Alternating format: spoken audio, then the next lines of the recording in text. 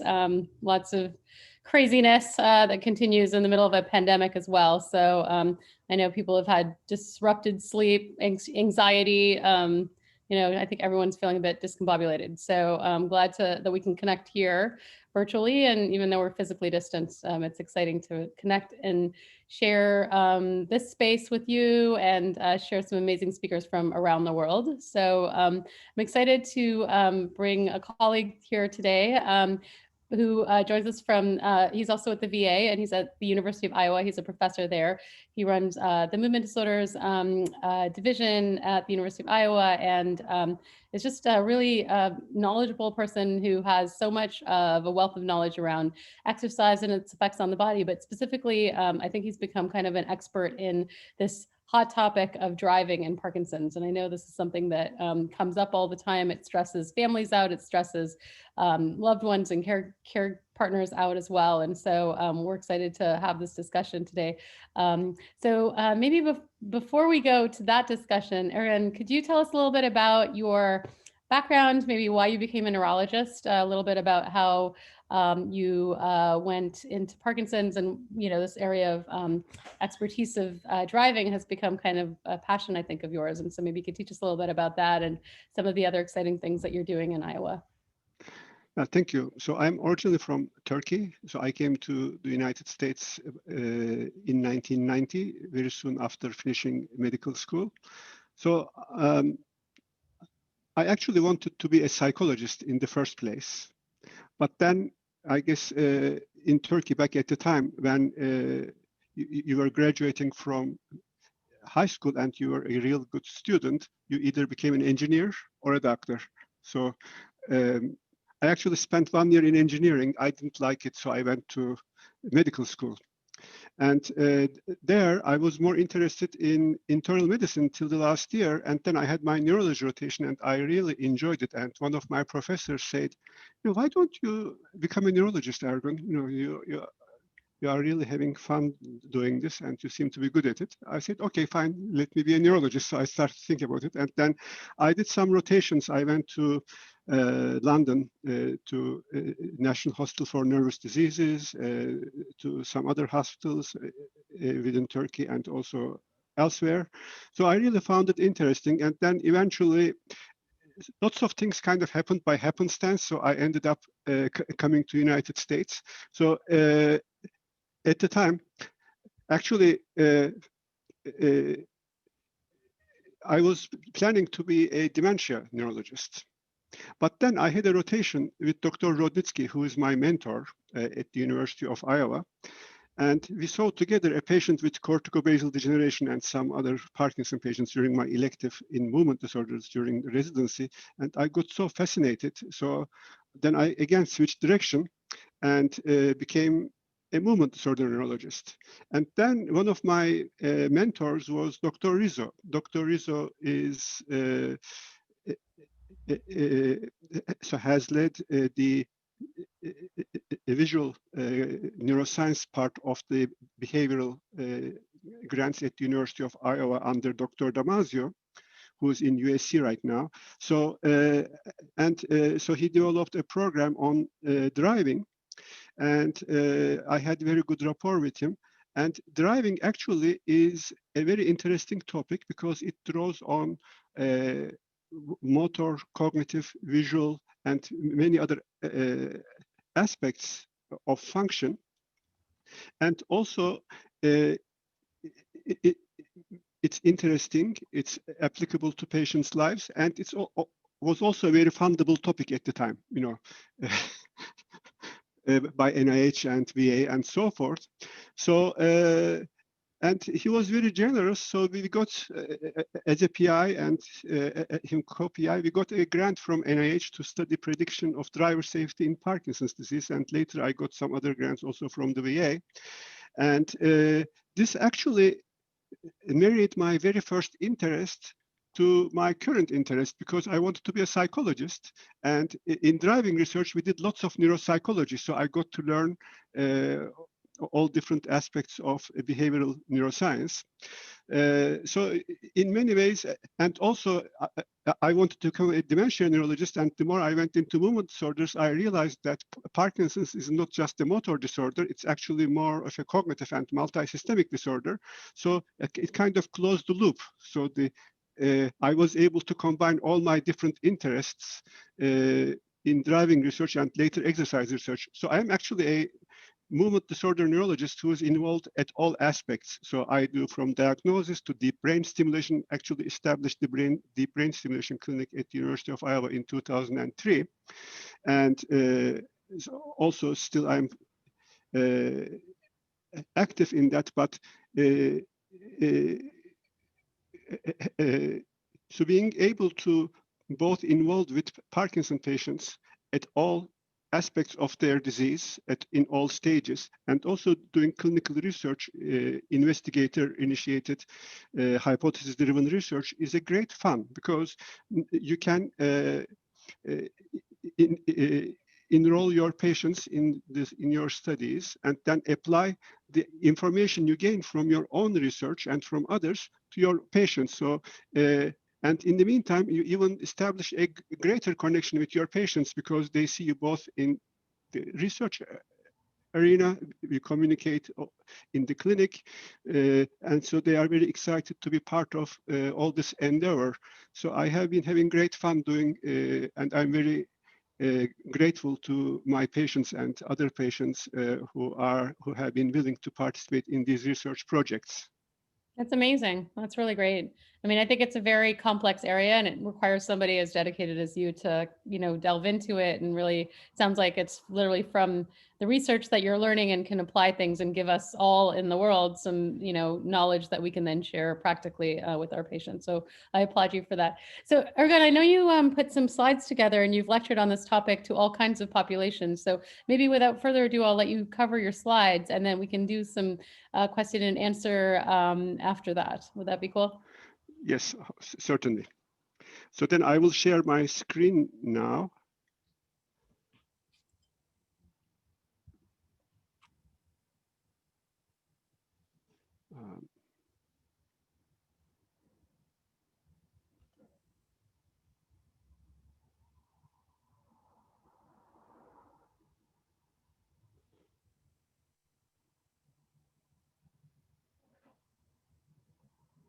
So I'm just,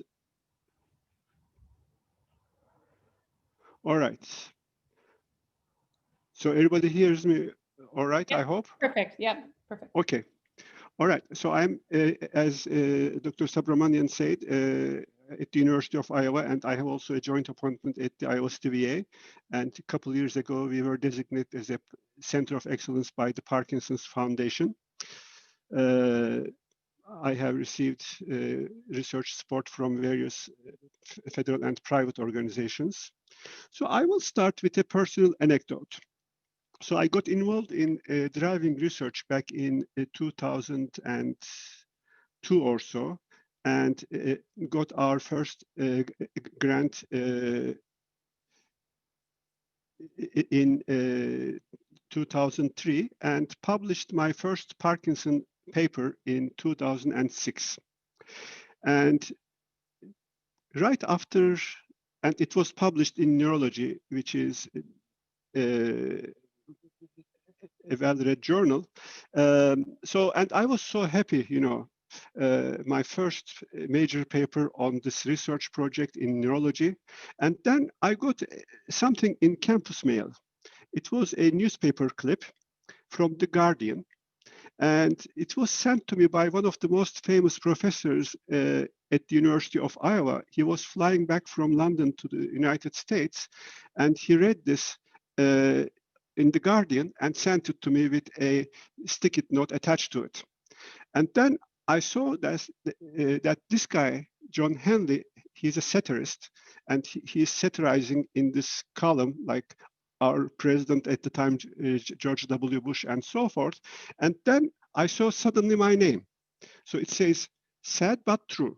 According to Neurology, the respected scientific journal of the American Academy of Neurology, and in particular to researcher Ergun Uc, MD, people with Parkinson's disease are, and we quote, more likely to make more safety mistakes during a driving test than people without. Amazing, really. So I was crushed, you know. I was so happy that I published a major paper, my first paper on this subject, and then I am being ridiculed in an international newspaper. So, but my mentor, clinical mentor, Dr. Rodnitsky said, well, you know, Ergun, you shouldn't worry about it. It's actually a backhanded compliment because this guy found your work that important to make fun of it. So it lifted my morale a little bit. And so then also our research showed that it ain't that simple because this guy is making an assumption that if you have Parkinson's disease diagnosis, of course you will be a bad driver. Maybe you should not even be driving at all. So this actually displayed the whole stigma and prejudice on driving in Parkinson's disease. So of course, you know, driving is a very important function, especially in the United States where public transport is a little bit less developed in certain areas and there are big rural swaths of the country where you really need your own vehicle. So I will start with some case scenarios and we can get to that. We will come back to these cases along the way. So let's start with a 55-year-old man with Parkinson's disease for 4 years, working full-time, no driving issues, but he's having some excessive daytime sleepiness. His only motor concern is a little resting tremor, but no balance or gait problems, and he takes ropinirole 6 milligrams 3 times a day and very well controlled. Case 2 is a 76-year-old woman who has had postural instability gait disorder, predominant Parkinsonism, so not much tremor, but a lot of postural balance problems, and only responds mildly to levodopa. And she restricted her driving to daytime in her local small town because she had some near misses at night and the family wanted her to restrict. Then a 60-year-old man with Parkinson's for 8 years has moderate wearing off and peak dose dyskinesias and is on levodopa. So now, back to driving research. So how do study driving? So there is a framework described by Michon. It divides driving into 3 levels: strategic, tactical, and operational. Strategic is you look out of the window and say, oh my, maybe I should not drive today, it's snowed. Or you can look at your watch and say, oh, at this time of the day, this particular avenue is more crowded. I should take the other road. So this is strategic level. Tactical level is within 1 minute of your time. So you are on the steering wheel, at the steering wheel, and you are looking 1 minute ahead. So should I change my lane? Should I eat my sandwich? If my phone rings, should I pick up the phone? Operational is within 5 seconds of your moment. So that's when you respond to cars or pedestrians who jump in front of you. So you respond to hazards and try to keep in your lane. And these all 3 levels are affected by different cognitive and motor functions, as you can see here on the slide. So again, as I say, driving draws on many aspects. So driving is actually equivalent of walking. So walking is a basic ADL, a basic activity of living, which is important to be able to keep alive. So, and instrumental ADLs are the ones, the activities of daily living that are important for maintaining social life, so to function in the society. So driving is an instrumental ADL, and a key instrumental ADL. So let's look at this operational level description. So if a car jumps in front of you, and you are the driver A, you have to look at it, perceive what's going on, plan a response, draw from your memory, execute the action such as pushing on the brake, swerving, and then monitor the situation so that you come to a healthy stop. So we are going to look at a control patients. So in our particular study, we had about 100 patients with Parkinson's and 150 similar aged controls without Parkinson's. So this person is a person without Parkinson's. So, and this happens in the driving simulator where we have full control. You know, there is no life or limb at stake. And here is our driver. We can see the steering, the acceleration, the brakes, so different views. And we made the environment foggy as an additional stressor. So here he is approaching that intersection here. So at a speed of 41 miles per hour. So the car springs in front of him, and he's able to stop. So that's the control. So all this takes place, this operational level function takes place within the brain in less than a second. So actually you can study doing functional MRI or PET scanning. This is a chemical scan of the brain to see how glucose is utilized in the brain during certain functions. And doing some really creative, using some creative methodology, researchers studied driving during driving simulation while the patients are in MRI, and then they also injected a solution into the veins of the patients. They had them drive around the hospital, come back, and then the chemical stuck to their brain, and they measured what parts of the brain are activated, and they found, as expected, that visuospatial areas and executive function areas and motor areas are affected, are activated. So as we said in the previous slide, so what Michon had surmised theoretically is actually shown here experimentally that that's the case. So these are the areas of the brain that are involved. So you see, these are the areas. So this is the speech area, a hearing area that's not involved during driving much. And you probably all know that Parkinson's disease, as I said, is not a motor system only. It's not just dopamine. So here, dopamine is the red tracts. There are many other chemicals involved in Parkinson's disease, many other regions except that nigrostriatal tract. And as a result, patients have cognitive, psychiatric, visual, autonomic, and sleep problems due to Parkinson's disease at different stages of the disease. And the disease involves different parts of the brain. So therefore, driving during Parkinson's disease will be an evolving issue rather than a static problem. So how did we go about driving, studying driving? So we did some memory and thinking tests and Parkinson motor tests and demographics, and also obtained real life outcomes. You know, we followed these patients over several years. We got their records, and we saw that we tested them a few times. So to go from here to here is difficult because crashes are very rare events. Driving cessation is relatively rare. So how do you connect these dots? So to connect, you use experimental drives, including driving simulation, where you can expose the patients to fully controlled experiments, and also real life driving using something called instrumented vehicle. So here there is a patient, there is the patient who is a driver. There are one or two experimenters in the car. The car is fully equipped with various cameras and sensors so that you can get a video of the drive with full data so that it can be reviewed later and it can give you reproducible data. So we did all that. And we also gave the patients a rather detailed cognitive and motor battery and different scales. And our patient population, of course, we didn't take anybody who is not driving. So all of our patients were those who were legally driving and who were essentially driving themselves to the clinic. And they were around 67, mean.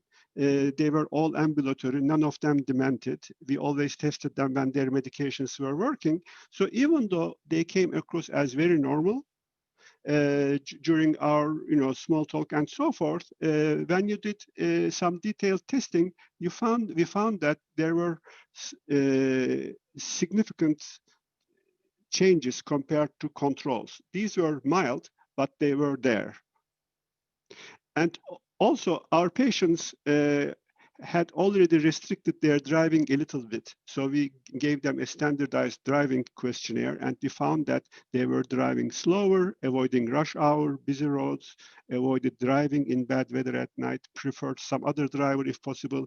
They rated themselves poorer than the controls, and some had already received suggestion to stop driving. So we developed a measure called risk lowering score based on what they are doing, and we found that it correlated with worse Parkinson's stage, lower cognition, vision, and self-ratings. So basically, our patients had some insight to their problems, and they were taking precautions.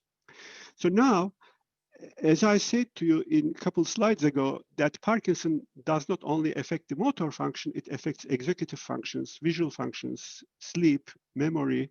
So therefore, the information processing is reduced, the operational level is reduced in Parkinson's at all levels. So remember, I showed you a patient who was able to avoid the a car that jumped in front of him. So now we will see a patient with Parkinson's disease. Our driver is A, so approaching the same intersection.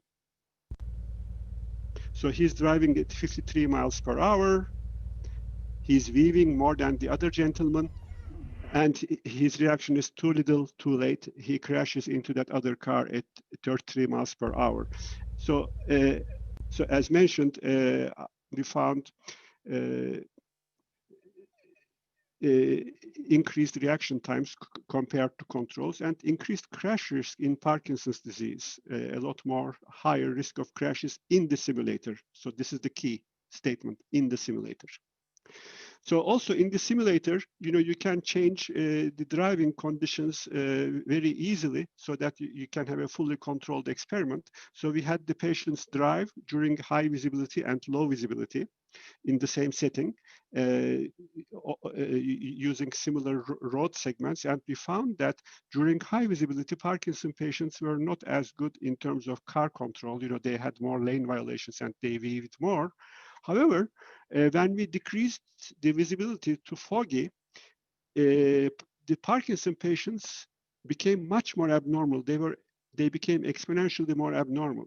Although these patients, as I said, were quite normal looking on the surface, this experiment told us that really patients with Parkinson's disease should avoid poor visibility conditions when they drive. So, and many of our patients were already making sure that they don't drive at night or in inclement weather. So this is really experimental proof that poorer visibility makes driving worse in Parkinson's disease. So you ought to be very careful in suboptimal driving conditions or inclement weather. Then we did, this is not our study, but this is a very cute study.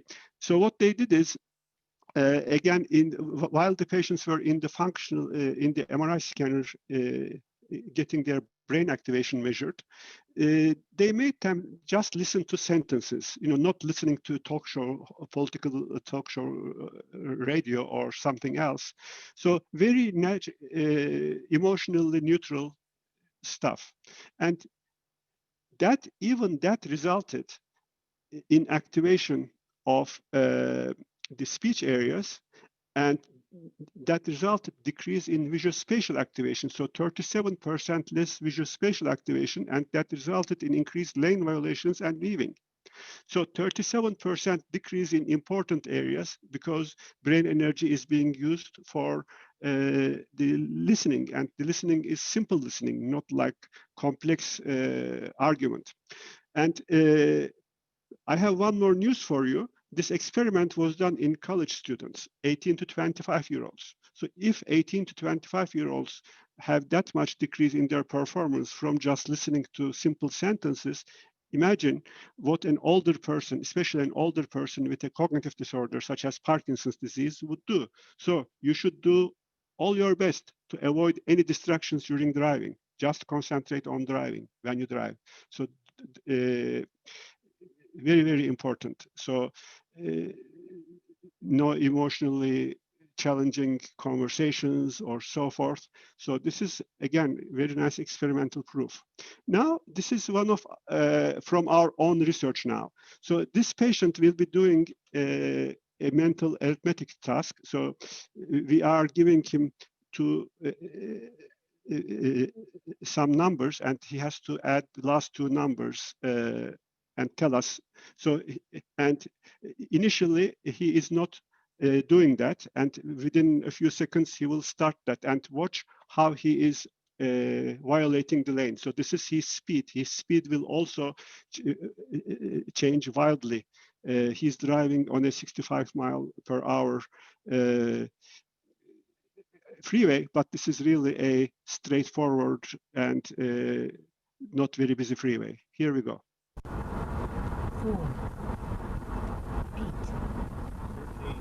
2, 1, 7, 5, 9, 1, 3, 6, 2, 9, 7. So as you have seen, his speed wildly fluctuated, and he violated the lane 3 times in the short time interval. So again, don't get involved in distractions while you drive. So we have shown that Parkinson patients did a lot more errors during that segment compared to controls, and their speed was very variable. So we were able to document that. And these abnormalities were predicted by their cognitive tests and their sleepiness. So again, experimental proof. By the way, the Guardian paper was after this paper was published. So we have published a number of papers. So this driving test was a 20-mile, 40-minute test in and around Iowa City. The nice thing about Iowa City is it's a great city, by the way, and it's relatively small, so you can go from urban to suburban to rural and come back in 20 miles distance within 40 minutes. So we had them do various experiments, as you have seen, and what we have shown is that Parkinson patients committed more safety errors. These errors got worse when they were doing a secondary task, such as finding their route or showing us the restaurants along a highway strip. And these errors were predicted by cognitive visual motor problems. So here, this is the total number of errors during the drive. So Parkinson patients did a lot more errors compared to controls, and this was highly significant. And these errors were predicted by poor visual acuity and poor visual attention. Now, two interesting things. One is 25% of the Parkinson drivers were normal, so they drove as good as controls. So here, it shows us that diagnosis by itself is not a verdict about driving. So you have to look at the details. The devil is in the details. So also, if people were familiar with Iowa City, then they had less serious errors, and they were similar in terms of their safety. So familiarity was a good thing. So what the patients were already doing, restricting their driving to familiar roads, was really a good strategy, and we showed it experimentally that it pays off. So now, and also these were the types of errors they did. So their main most frequent error was lane observance error. Now, these patients came back 2 years later again, but not all of them came. So we had about 70% of the controls and 40% of the Parkinson patients come. So the people who came back 2 years later, so this is their baseline performance. So the people who came back were the cream of the crop, because at baseline, Parkinson patients were similar in terms of their error numbers compared to controls. See that? So they were really good. So, but 2 years later, they did a lot more errors compared to controls. So Parkinson patients showed a much steeper decline in 2 years, although they belonged to the cream of the crop 2 years ago. So they were essentially normal 2 years ago in terms of their driving performance. But there were two things. One was their cognition was slightly less compared to controls, even though their driving was similar. So it means that they were in a compensated state. And also their baseline performance and change in their Parkinson's scores and attention scores and executive functions. Executive functions is the collective name for judgment, decision-making, mental flexibility, shifting.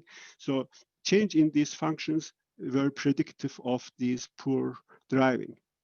Now, also in terms of failure, when we put all the research together, we find that in most studies, Parkinson patients show more failure rates. And what makes them fail is especially left turning at intersections. And also if the older they are, the worse their Parkinson is, the worse their gait is, the worse their visual features are, they are more likely to fail. So again, another interesting thing is we found that tremor hardly ever was predictive of anything in terms of driving. And we know from the clinic that tremor dominant patients usually do better in terms of cognition compared to people who don't have much tremor, but lots of balance and gait problems. So now, who crashed more? So we followed these patients' controls and Parkinson's over several years. So what we found is there was no change in crash risk over several years, Parkinson's versus controls. Why?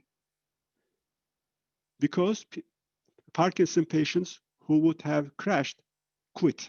So see, this is the number of controls who percentage of controls who continued driving after so many years, and this is the dwindling number of drivers with Parkinson's disease over time. So many patients really quit driving before they had an opportunity to crash. So how do we map this onto Parkinson's disease? Of course, so as you know, Parkinson's disease, depending on the age and the subtype and other risk factors, can take a good number of years to progress. And so basically driving impairment starts even a little before Parkinson's is officially diagnosed, you know, in the prodromal stage, because before the tremors and the slowness and the stiffness become evident, patients still may have some cognitive problems and vision issues. And it starts with difficulty at night, then difficulty with dual tasks, then they start getting lost, then crashes and near misses. So typically in the moderate stage, driving becomes not very safe for them anymore.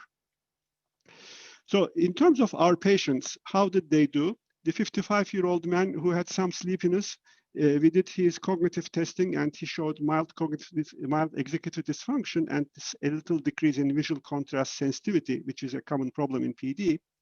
The lady who had near misses, she had dementia, mild to moderate dementia, and her visual tests were really abnormal. Then the 62-year-old man with wearing off, he had mild executive and visual spatial problems. And what did we do with them based on this information?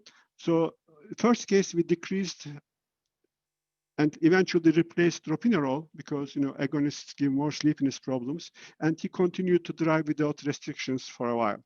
Then the 76-year-old lady, we told her to stop driving. The third case, where there were mild to moderate abnormalities, we did a road test and he passed, and we then continued to do it annually, you know, to see how he will do. So fitness to drive. So basically, every case is individual. There has to be a multidisciplinary approach. We have a review on this subject, again, in the Neurology journal. And how do we approach in the clinic? So we have to really listen to the patient, family, and referring provider. We have to have our bedside impressions on cognition, mobility, vision. And then we almost always do a neuropsychological testing if that's a question. And if needed, we also do vision testing. If we are still not sure, but the patient is safe enough to take a road test, we send the patient to Department of Transportation for a road test. But if they are clearly impaired, we recommend driving cessation. Most of the patients comply. So, of course, if you are in doubt and besides sending to the OT, you can also send the patient to an occupational therapist, certified driving specialists. They do similar clinical examination like we do, and behind the wheel testing. At the VA, we have the luxury of having a driver clinic. Private, there are several private OT who do that, but insurance typically doesn't pay for the behind the wheel portion, which I understand is about $300 to $400.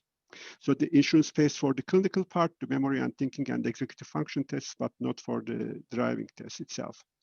So how do we report, what do we do with the medically impaired drivers? So there are no uniform criteria across the US and across the world. So you need to know the local rules and regulations.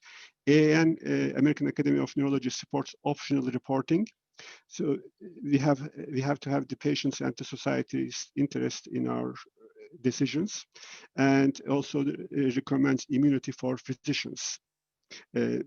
As long as their decisions are in good faith, reporting versus not reporting.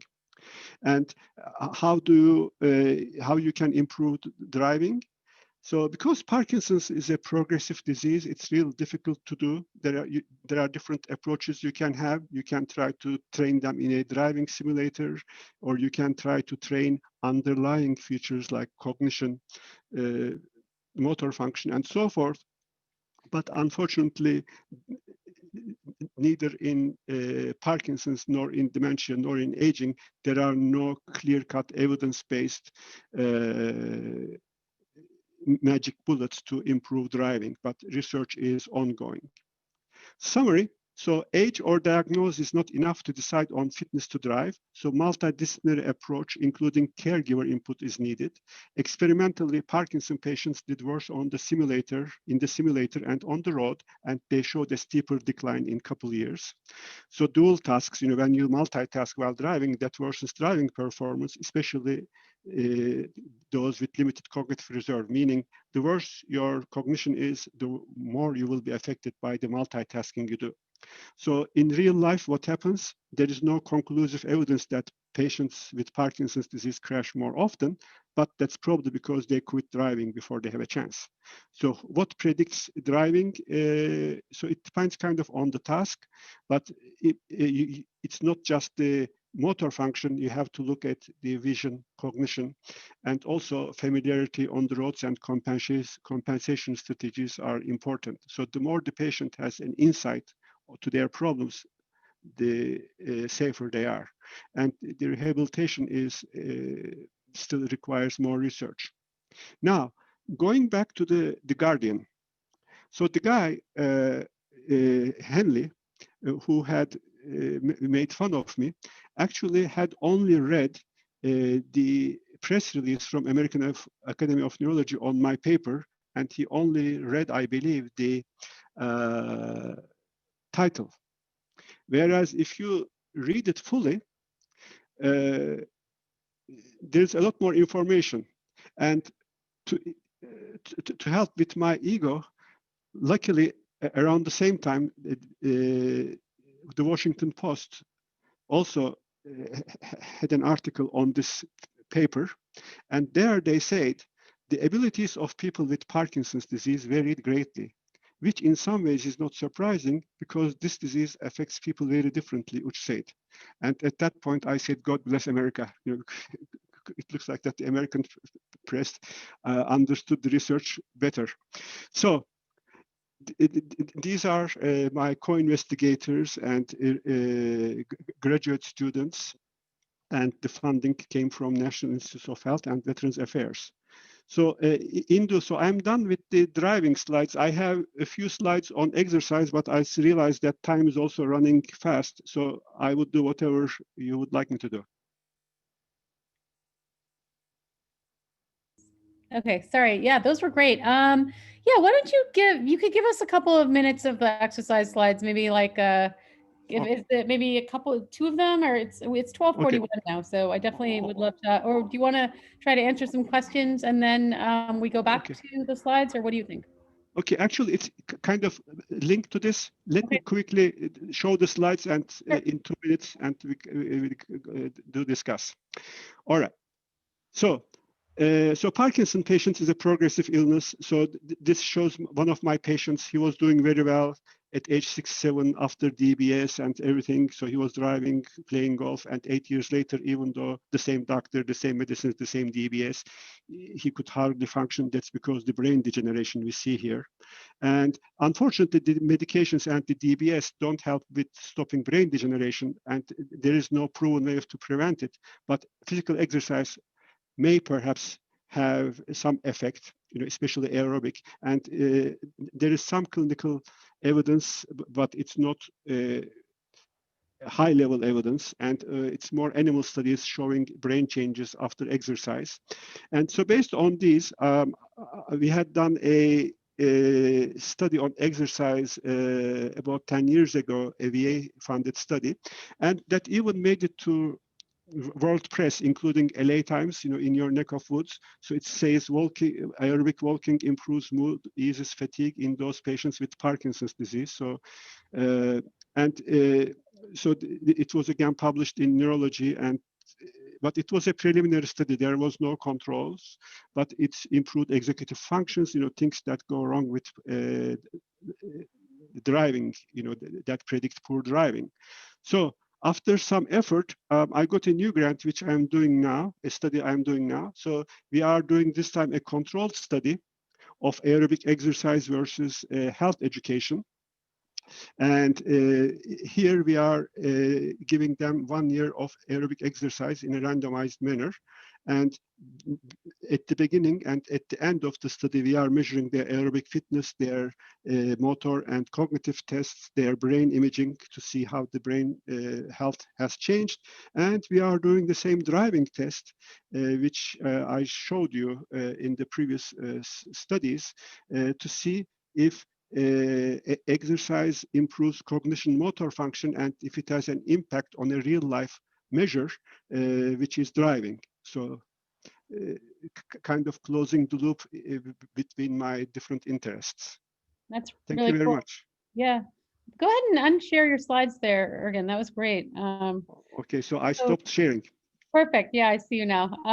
So I think that's so interesting. And already there's some great comments here about how excellent this presentation was and helpful.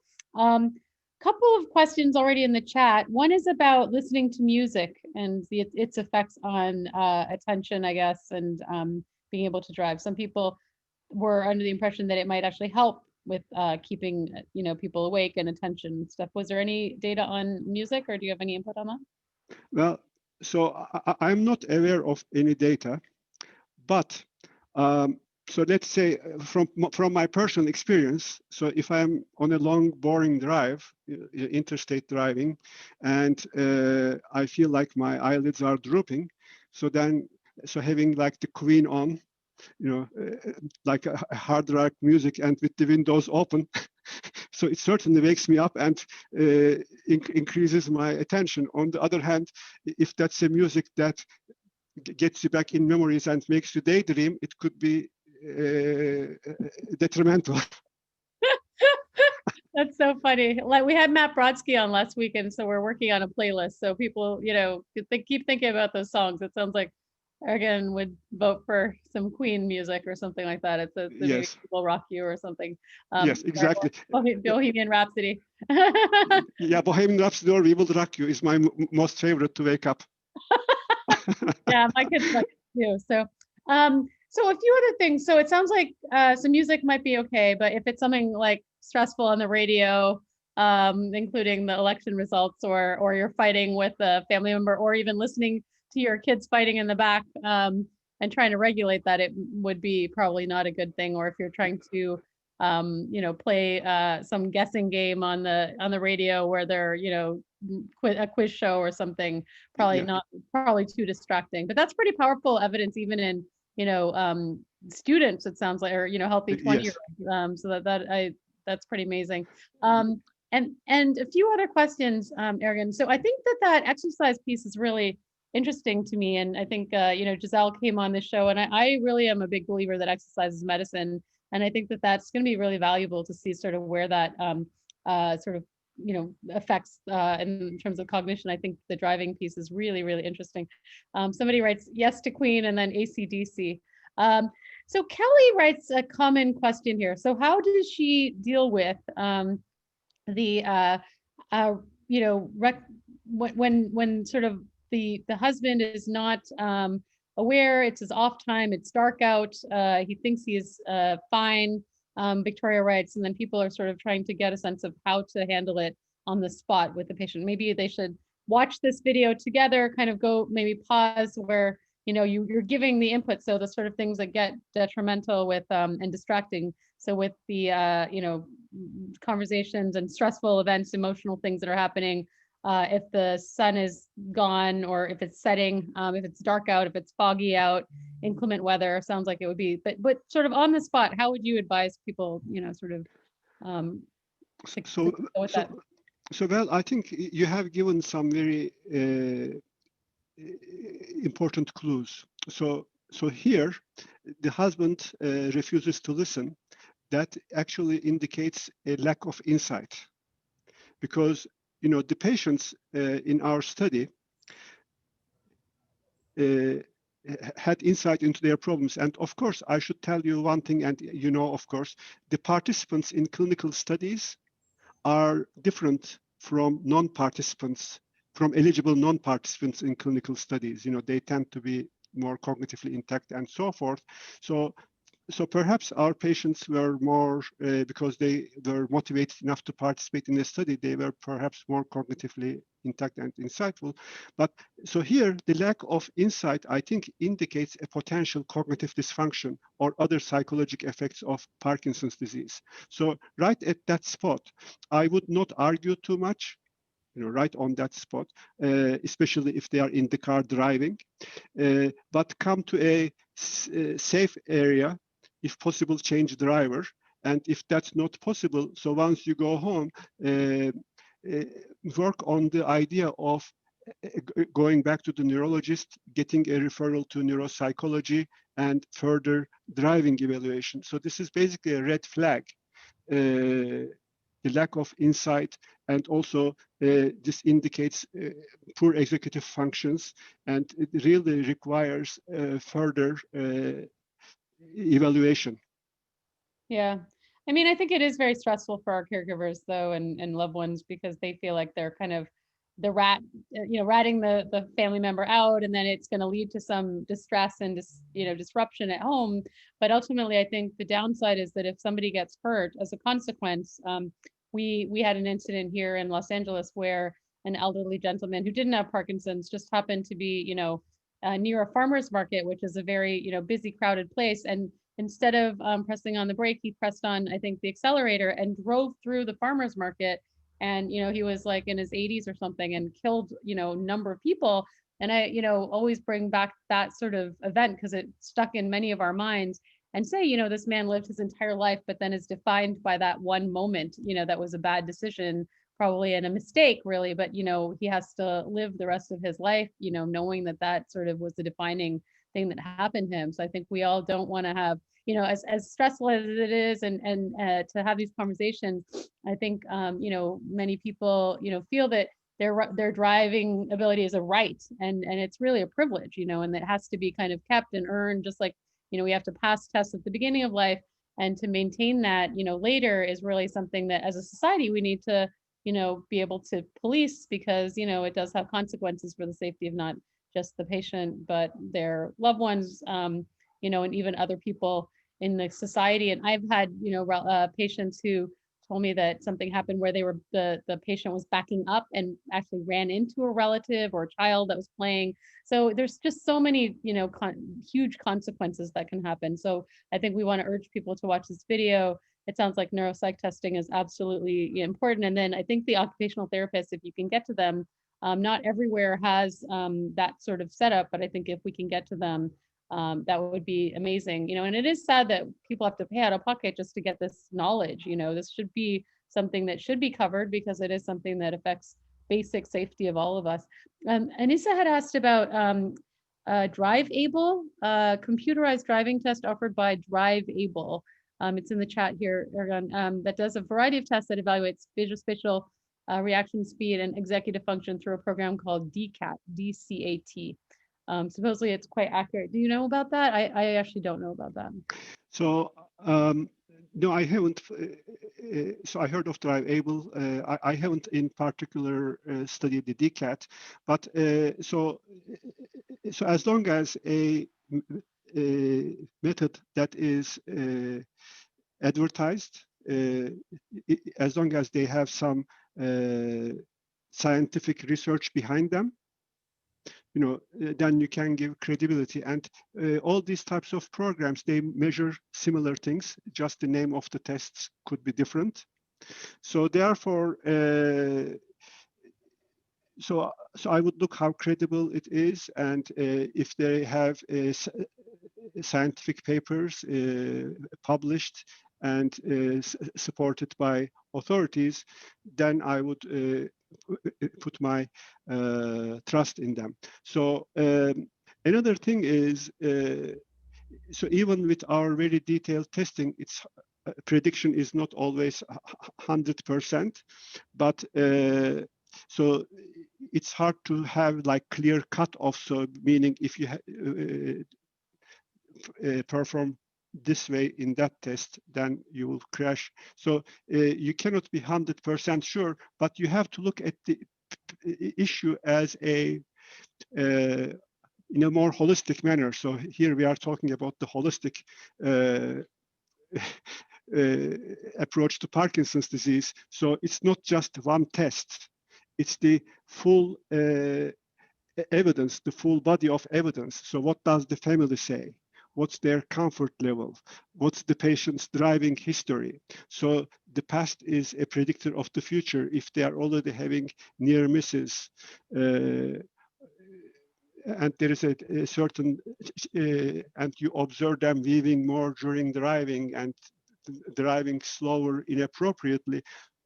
So all, and if do the family members feel safe driving with the patient in the same car? So all these things are very important, and some of them are not very measurable. So you have really to listen and not put your faith just in one test. Yeah. Kelly here writes, when drivers fail to realize the dangers in many states, the neurologist, movement disorder specialist can fill out a form and send it to the DMV here in California, DOT, I guess, and other places. At this time, most states will require the person with Parkinson's to come and retest. And that can be stressful, but I think it is probably the right thing to do, is to do, another retest of people. It's really unequivocal, or equivocal, I guess. And I've had some people actually, and my second child just got his driver's license in the pandemic, and it's been interesting. But the sort of concept of going out with a driving instructor who might be part of a driving school, it's a bit dangerous for them, I guess. But they're used to driving with children that have never driven before as well, so presumably they have some controls and stuff. But I think that's another way, because I think Sheila wrote, she had 3 neuropsych tests for her husband. But they were inconclusive, especially with regard to the executive function. They tried to find a driving simulator testing facility, but no one could direct them. So maybe if nothing else, maybe a driving instructor, maybe to go out and try to evaluate or something like that. Yeah, so let me say a couple of words on driving simulators. So driving simulators, they vary from a desktop simulation to very complex facilities, like $40 million facility where you have all the bells and whistles. So we have all different levels of simulators here at the University of Iowa. We are the home of National Advanced Driving Simulator. So it really, the devil is again in the details. So driving simulation is actually like a different type of neuropsychological test. It's not actually the real driving still, because life and limb is not at stake, and there are some certain complications with driving simulation.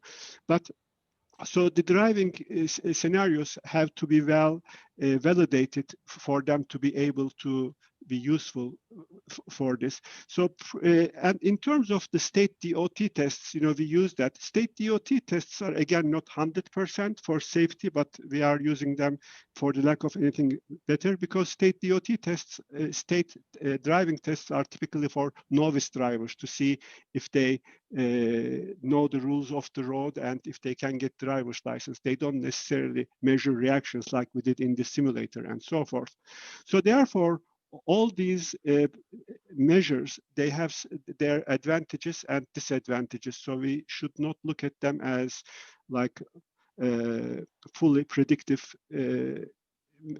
methods, but a well-validated driving simulator may be another way of doing it. Probably utilizing an occupational therapist who is certified in driving evaluation would be the best, because they have both the clinical acumen as well as the technical approach to this.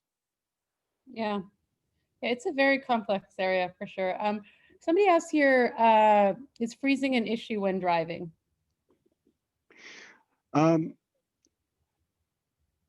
It could be, freezing typically occurs during gait. So if they have an unpredictable off period, and sometimes the off periods can also affect cognitive function.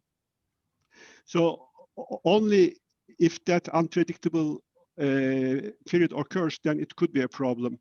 In our own studies, we typically had milder patients, who did not have severe freezing problems. So we have not observed that in our hundreds of hours of driving tests.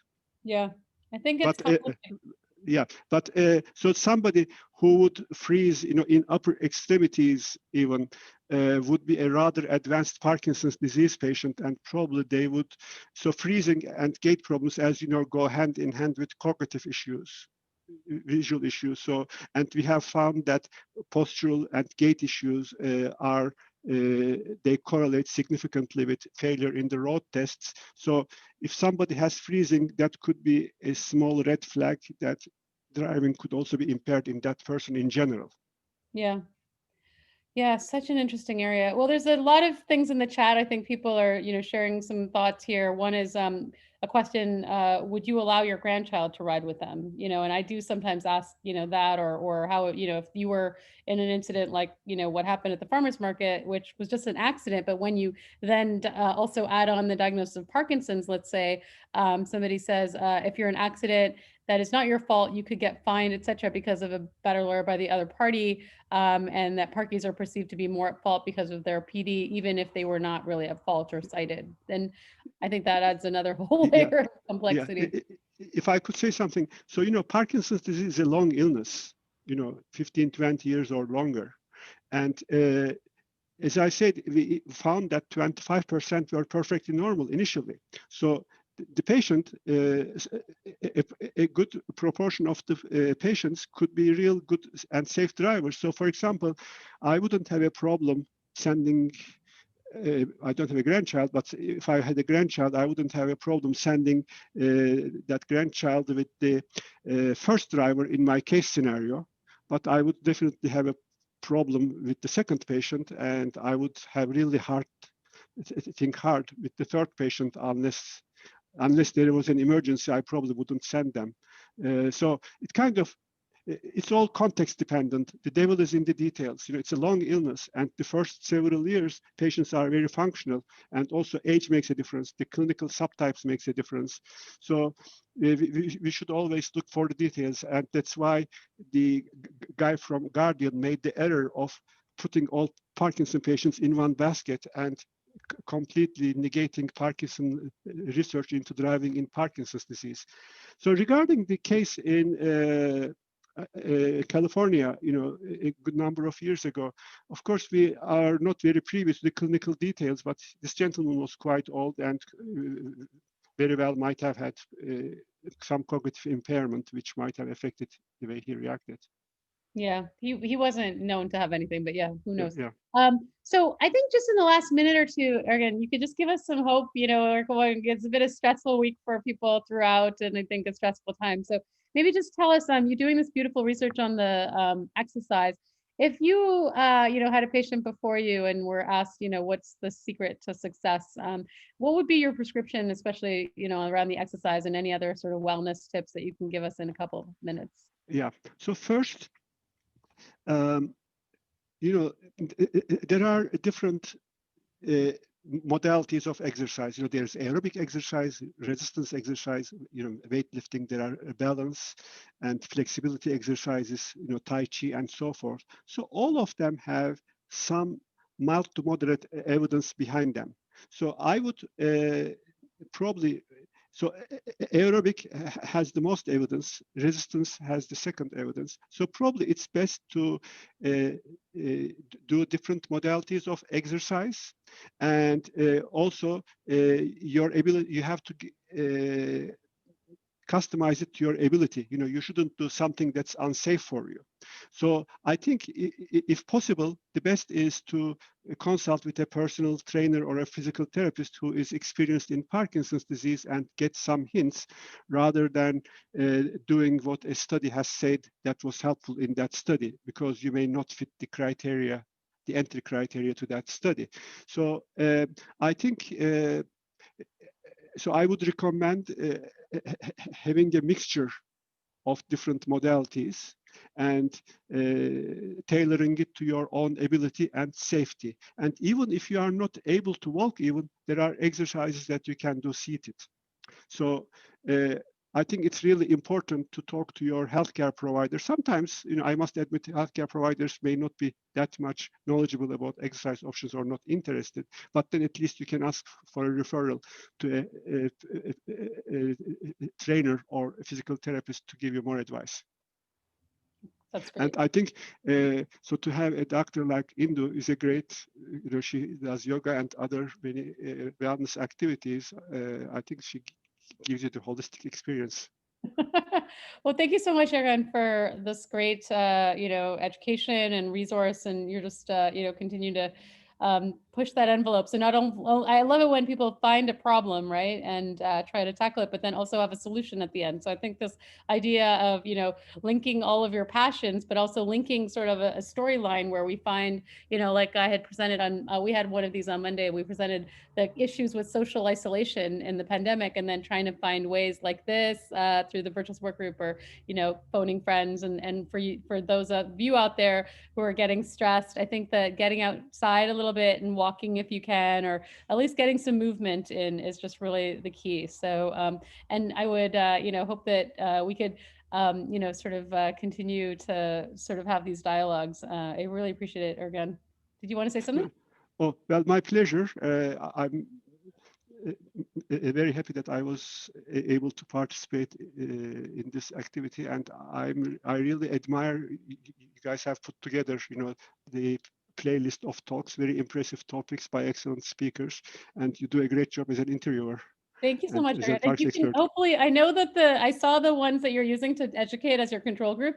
Maybe we can use these videos instead, because I think those ones that you're using, because I was involved in some of those, are like 10 years old. Yes, yes, I know. We'll, get with the 2020 with these talks would be maybe a little bit better. So, but thanks again, PMD Alliance, for hosting these important topics, and for continuing to keep, sort of connecting us all in this virtual way. I'll hand it back to you, Anissa, Rebecca. I'm not sure who's. Anissa, thank you, everyone. Thank you to our speakers. Everyone, give them a wave of gratitude for this fantastic presentation. It will be put up on our YouTube channel. Thank you so much to both of you. Have a great Friday, great weekend. Bye-bye. Thank you.